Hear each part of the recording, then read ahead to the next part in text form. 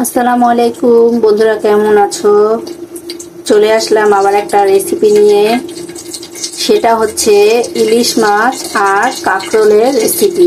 তো দেখো, এই যে আমি ইলিশ মাছ নিয়ে নিয়েছি। এটা এখন একটু ভাজবো। এর জন্য দিয়ে দেব হলুদ,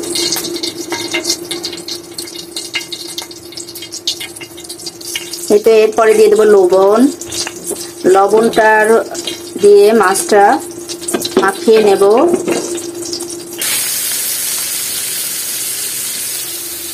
এই তো মাছগুলো এক সাইড ভাজা হয়ে গেছে। আমি এখন উল্টায় দেব সবগুলো।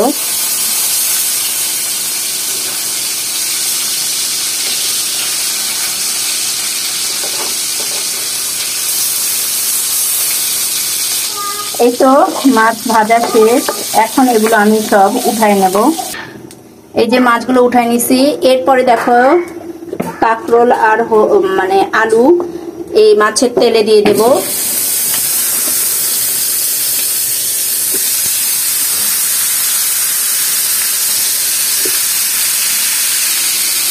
এবার এটা একটু ভেজে নেব। এভাবে করলে খুব মজা লাগে। তো এগুলো মাছের তেলে ভেজে নিচ্ছি। এই তো আমার মাছটা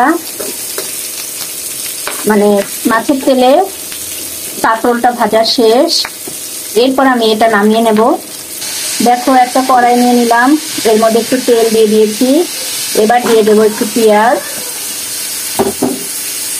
এরপরে দেব লবণ।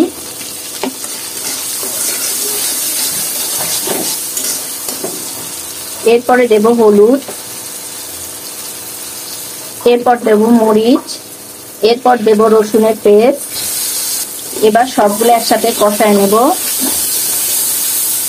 মশলাটা যেন না পুড়ে যায়, এর জন্য একটু দেব পানি।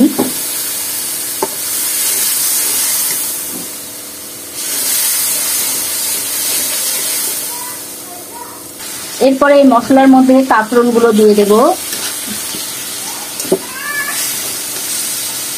তেলের মধ্যে, মশলার মধ্যে এই কাঁকরোলগুলো দেব। দিয়ে খুব ভালোভাবে কষায় নেব।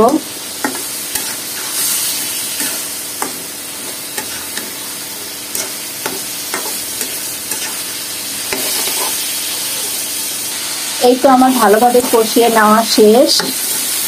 এ পর্যায়ে আমি দিয়ে দেব পানি। এটা পানি দিয়ে দিলাম।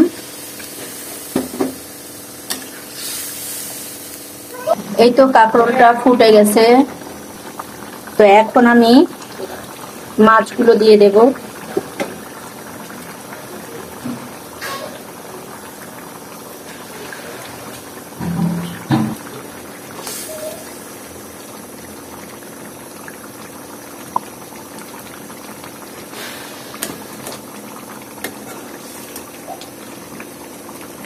এবার কিছুক্ষণ ঢাকা দিয়ে রাখবো। এই তো ঢাকনাটা খুলে আর এখন কিছু কাঁচামরিচ দিয়ে দেব। দিয়ে আবার কিছুক্ষণ রাখবো। আলহামদুলিল্লাহ, তৈরি হয়ে গেল আমার ইলিশ মাছ আর কাঁকরোলের মজাদার রেসিপি। তো এমন করে বাসায় খেয়ে দেখবে, খুব ভালো লাগবে। আজকে এতটুকুই। সুস্থ থাকবে, ভালো থাকবে। আসসালামু আলাইকুম।